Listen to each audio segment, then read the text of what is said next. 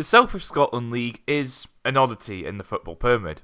Sitting at Tier 6, the league is home to clubs all across Dumfries and Galloway, and occasionally Southern Ayrshire and Lanarkshire. This has come with challenges though. There are 3 teams from the county currently in the SPFL. Queen and herself from Dumfries, Stranraer, and Annan Athletic, all from the 3 biggest towns in the county. Dumfries is of course the county town and has a population of 33,500. Stranraer is a historic port town with the harbour where you used to get the ferry to Ireland before it was moved to Cairnryan just up the road. It's home to 10,000 people, while Annan is a small town about halfway between Dumfries and the border with England. Of course, historically the border town of Gretna had a football league side, but they went under in 2008. This leaves the rest of the county a bit like the Highlands in that it is very rural. Only the Highlands and Islands council areas have a lower population density. It is of no surprise then that the football teams in this area are very few and far between. As of the 2025-26 season, the league only has 11 teams, and one of them is Stranraer's reserves. With the new Lowland League West coming in, however, the league as it stands would be reduced to 9 teams, as the top 2 licensed teams will be promoted without having to go through a playoff, something teams of this level don't have the best record in. As it stands, this would see Dalbeattie Star and Newton Stewart move up to Tier 5. This comes after the league has already lost Girvan to the West Juniors in the mid-2000s, Boyton Thistle from Kilmarnock to the West of Scotland League upon its formation in 2020, Three Rovers initially left the league to become a founding member of the Lowland League, but returned to the south before leaving again to join the West of Scotland League in 2022 for competitive reasons, and Upper Annandale from Moffat had to leave due to issues with their pitch. This has led to the league putting out a call for new members to join the league, as considering teams play each other twice, that would leave a league system of just 18 games, by far the shortest season in the football pyramid. Unlike other regional leagues, the South of Scotland League isn't bound by any official boundaries. As mentioned, typically it is clubs from Dumfries and Galloway and surrounding areas, but even in recent years there have been teams such as Edu Sport Academy, now Caledonian Braves, play in this league. Up until 2023, their reserves were also in this league, even though they are based out of the Motherwell-Hamilton area. On the 20th of January then, the league put out on their social media platforms about applications. 3 weeks later, their first new club was announced. Saltire City FC. Instead of an established team from the local amateur leagues, a team that had never played a competitive game has been selected. That's right, Saltire City have never played any form of competitive fixture. They haven't played in any amateur competitions. The club wasn't even registered on Companies House until the 20th of October 2025. There is also the location of Saltire City. As mentioned, the South of Scotland League is currently all based in Dumfries and Galloway. Saltire City play out of Budhill Park in Shettleston, which is in the east end of Glasgow. This means that their nearest away trip is to Nithsdale Wanderers, who play in Sanquhar, 50 miles south or an hour's drive away, with trips to Stranraer or Kirkcudbright seeing trips lasting 2 hours each way. But clubs being formed and joining a league isn't something out of the ordinary, and long journeys aren't unexpected for what is a rural league, even if a team from Glasgow playing in the south is a bit weird. One issue people have is that this club is essentially skipping tiers, jumping in at Tier 6 instead of Tier 10 with the West of Scotland 4th Division, which is almost exclusively home to clubs from Glasgow and the surrounding areas, with the exceptions being Campbellton Pupils, who have to get a ferry to Ardrossan for away games, Saltcoats Victoria, Eglinton from Kilwinning, and Irvine Vex, who are all from the same sort of area in Ayrshire. This division skipping also means if they were to get a licence, they would be 1 promotion away from the Lowland League West instead of being 4 promotions away.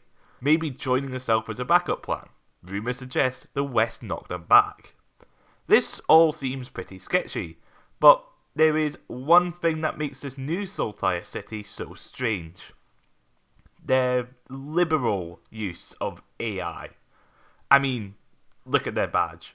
It's meant to be a unicorn head, the national animal of Scotland, but it looks more like a triceratops. There's these weird flicks that aren't actually level.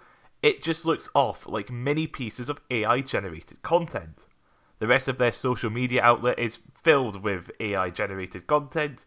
A post proclaiming themselves as Britain First AI Club, not Britain's First, Britain First, slightly dodgy connotations there, shows a humanoid robot holding onto a person. A away kit competition allowing fans to choose a kit with AI generated images of their mascot, called Sully, in different kits with messed up badges of different suppliers. A New Year's celebration image of their owner and Sully, this weird dream painting thing, all with weird AI generated text for the posts. It gets weirder because nobody is interacting with these posts despite them going all the way back to April 2025. Up until mid-January, the most interaction you see on these posts is a single like or retweet, with the vast majority having nothing to them. There's a broken link to a founder's view on Facebook, which even then doesn't work because it was a Facebook story which gets deleted after 24 hours. So what is the plan with this football club? Well, looking through their social media, there is a post that reads, "What does it mean to be an AI-led football club? At Saltire City FC, AI supports better recruitment, training, planning and sustainability, built with people at the centre. In partnership with Nexa Venture Studio, we're backing grassroots development for the long term." Well, it does seem to be that they are driven by giving young players a route into senior football. All of their requests for football imply a maximum age of 24 at the time of recruitment. Other events suggest a link with Glasgow Girls FC, who are a well-established club in the women's game. Their one director and secretary, Paul Davies, has a mixture of Saltire City and Glasgow women's posts on his Twitter and is listed as a consultant on his personal LinkedIn. But who is Nexa Venture Studio? I have no idea. Seriously, there is nothing about a Nexa Venture Studio, but there is Nexa Studio AI Limited with nothing to them besides an incorporation document on Company's House with a French guy creating £1,000 worth of shares. Meanwhile, there is also a Nexa Digital Studio, which has very little on them aside from an incorporation with £1 worth of shares.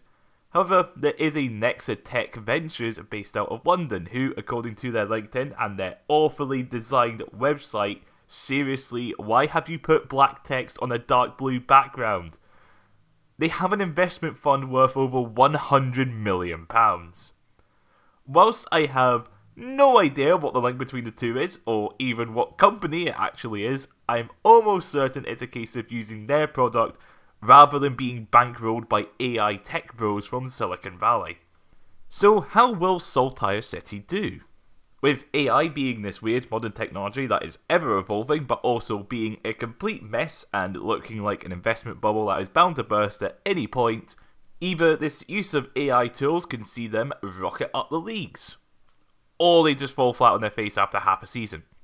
Of course, the nature of their online orientation has drawn comparisons to Hashtag United down in England, but I don't believe these two can be compared. Hashtag were founded by Spencer Owen, who was one of the biggest football YouTubers at the time, and they had already competed in stuff such as the Wembley Cup and other exhibition matches. Saltire are starting from absolutely nothing. Rest assured though, I will be keeping an eye on this team. That's all for this video, and of course I hope you enjoyed. How do you see things going for Saltire City? Will they leave a lasting impression, or will they just be a silly gimmick club that goes under in 10 years? Let us know in the comments below. Channel memberships are available. Those who have signed up have their names on screen now. Liking, sharing and subscribing are all appreciated, and I will see you in the next video. Bye.